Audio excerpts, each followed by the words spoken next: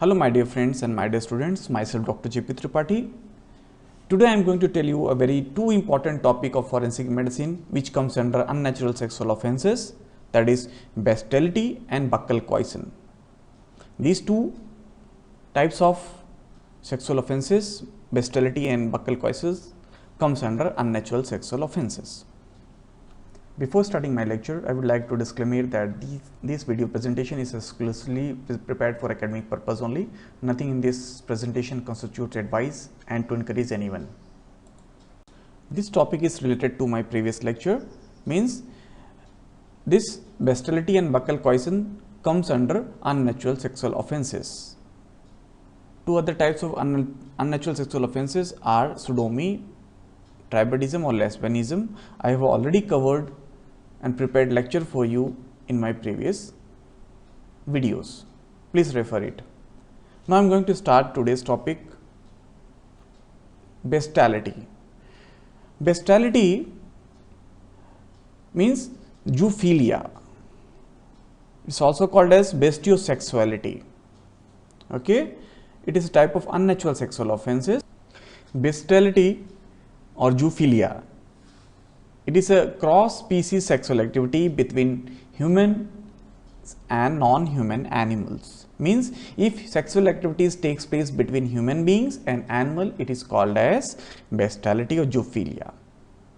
In other words, you can say that bestiality means sexual intercourse by human being with a lower animal either through anus or through vagina.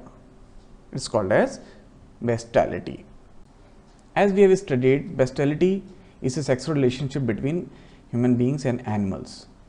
It includes those animals that are kept on the farm or as a pets in the household. For bestiality, the human being use such types of animals because of their convenient size.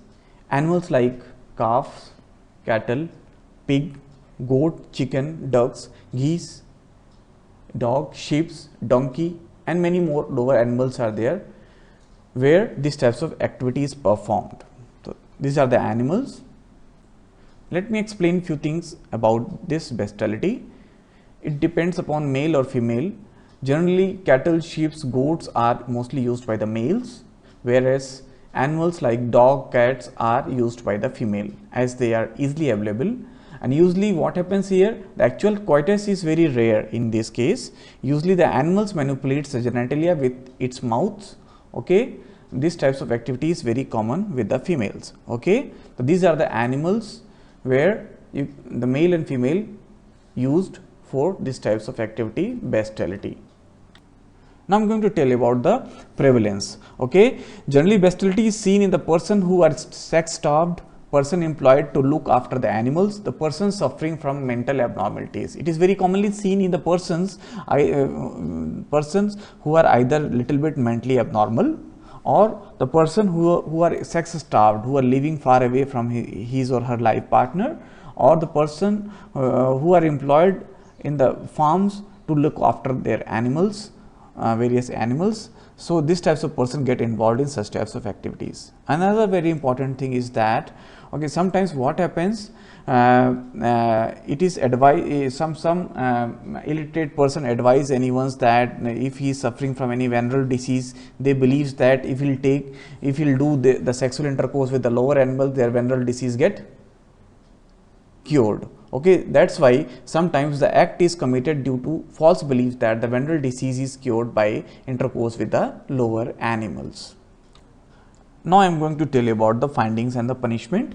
Okay, what is happening here? If this such types of case comes, in those cases both animal and human being, the accused is examined properly. Okay, what is happening here? Although examination is very big, but the examination is done for the animals and both accused persons. Various findings will be present there which confirms that the bestiality has been taken place. Okay, and I am not going to tell you about the details. If you refer any literature, you will find out literature or book, you will find out in details what are the various positive findings of bestiality. If we talk about the punishment, bestiality falls under section 377 IPC and it is punished accordingly. I am going to tell you in my coming slides. Now I am going to tell about the buccal coition. As I have told you, it also comes under unnatural sexual offences. Okay, buccal coition means the coitus per oris, or it is also called as sin of Gomorrah. It is also called sin of Gomorrah because it was prevalent in the biblical town called Gomorrah. Okay, it was very common in the town called biblical town called Gomorrah. Buccal coition or buccal intercourse. In these types of offence, the male organ is introduced in the mouth of another male or female. But this types of practice is very common by adult male on the children's. What is happening here? In these types of offence, the male organ is introduced in the mouth of another male or with the female. Let me give another definition. What is buccal coition? It is obtaining sexual gratification by performing act of intercourse in the oral cavity of sexual partner with consent or by the force. Okay, this is called as buccal coition. Let me talk about the two terms which are related to the oral coition or buccal coition, that is fellatio and another is a cunnilingus. Okay, what is fellatio? The fellatio means the oral stimulation or manipulation of penis either by male or female. It is known as fellatio. Next is cunnilingus. Cunnilingus means oral stimulation of female genitalia. Is known as cunnilingus. Now I am going to tell you about the findings on examination. On examination, if these types of activity is done by the consent, you will find rarely any positive finding. Okay, but if it is done by the force or with the child, you can find out various things like erythema, petechial marks and abrasions, which can be seen in both areas, either in the mouth or in the penis. Another important thing is that many times what happens due to these types of activities, the death can be occur. The death may be results from aspiration of semen or impaction of penis in the hypopharynx. What happens here?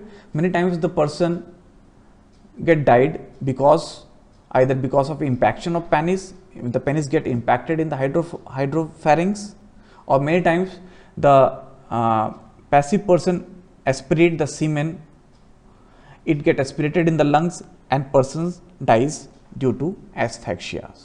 Okay, this can be the cause of death in case of oral intercourse, means buccal coition.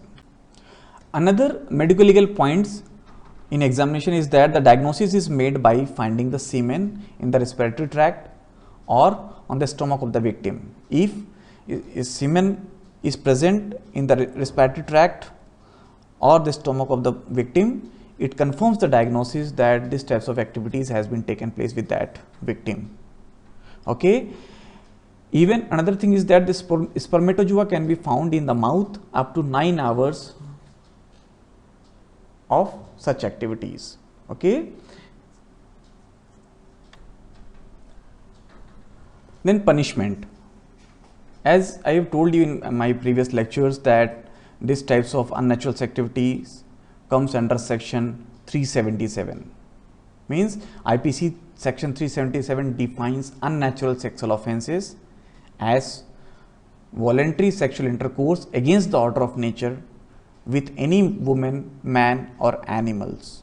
Okay, this is the definition of unnatural sexual offence as per the section 377 IPC. In case of bestiality and buccal coition, the punishment is given under this section.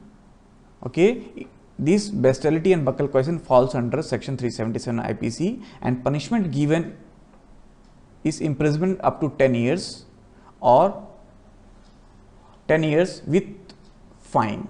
So these are the punishment which are given to such types of persons who are involved, who are in a habit of doing these types of activities.